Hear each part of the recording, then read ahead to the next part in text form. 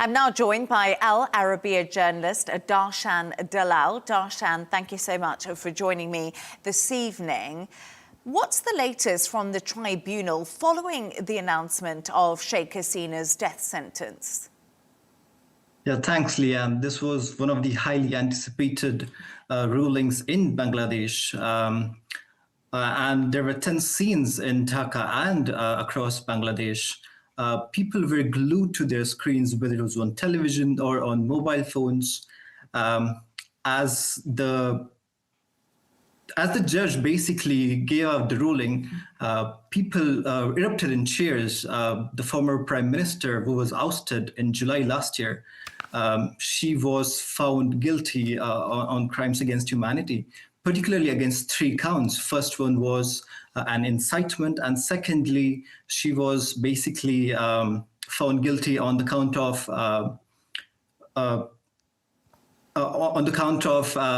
of failing to prevent those horrific atrocities. And finally, she was also found guilty on the count of ordering the killings against the student protesters back in July. A little bit of background to those July protests by students. These were basically the student protests against a government quota system. The students were demanding a fair merit-based recruitment system. They said that this quota basically favored Sheikh Hasina's party, Awami League supporters, and sort of gave them higher perks and job security. And this protest sort of morphed into a campaign to oust her, which basically eventually ousted her. At this time, Sheikh Hasina was serving her 4th term. And if my memory serves me right, this was an election boycotted by the opposition, and in which she secured 97% of the votes. So she was accused of having an authoritarian regime. Many observers were sort of like accusing her of heavy-handed ruling. This particular tribunal, International Crimes Tribunal, that has given out the ruling against her was basically a tribunal set up by herself. She advanced this tribunal and sort of defended this tribunal. It was first set up back in 2010, where it was basically supposed to carry out the rulings to prosecute the people in the Bangladesh's War of Independence in 1971, when it get independence from Pakistan. Back then it was called East Pakistan. But today, this same tribunal that she once set up, she was basically using it as her go-to instrument to basically silence her political rivals, has now given a death sentence to her. And Darshan, as you say, the death sentence has been given to Sheikh Hasina. But what is the interesting thing is we know Sheikh Hasina is in exile currently, and she is in India. What have we heard from the Indian government, and what have we heard from Hasina herself at this stage? Yes, so Hasina has put out a statement right after the ruling. She said this ruling is basically politically motivated and biased. She has not acknowledged the authority of this court. She says that this is the court set up by a government which is not democratically elected, and she has basically denounced this.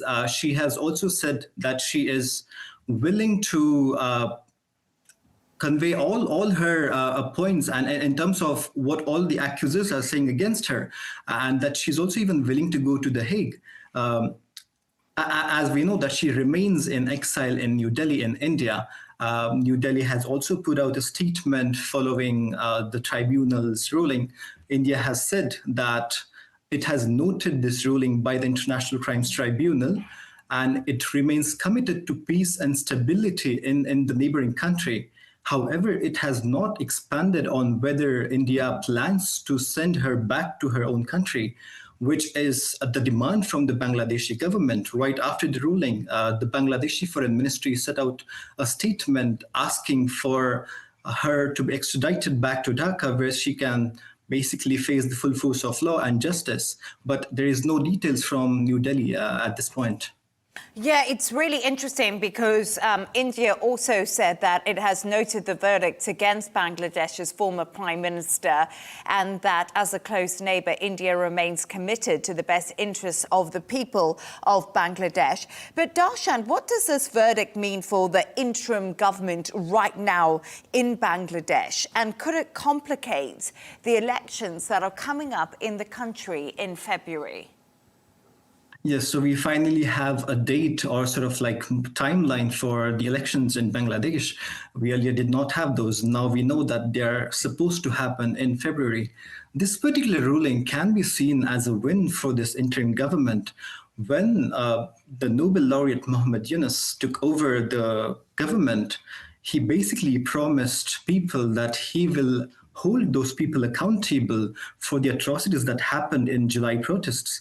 And this particular ruling can be seen as a reconciliation for those families who lost loved ones.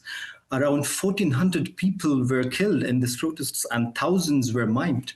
So this particular ruling can be seen as a win for Yunus's government. However, leading up to the elections in February, his government has also barred Hasina's party, Awami League, from contesting those elections. So it remains to be seen how it will pan out. However, we can expect protests, even mobilizations by Awami League, because Awami League, let's say it's one of the biggest political parties in the country, and Hasina has a large supporter base who even came out even before today's ruling. There were some protests and even unrest before the ruling. So even the police in the country and in Dhaka had given out a shoot at sight order in terms of any arsonists or if there was any violence. So we can expect some sort of violence in turbulent times for Bangladesh ahead. Darshan, thank you so much for speaking to me.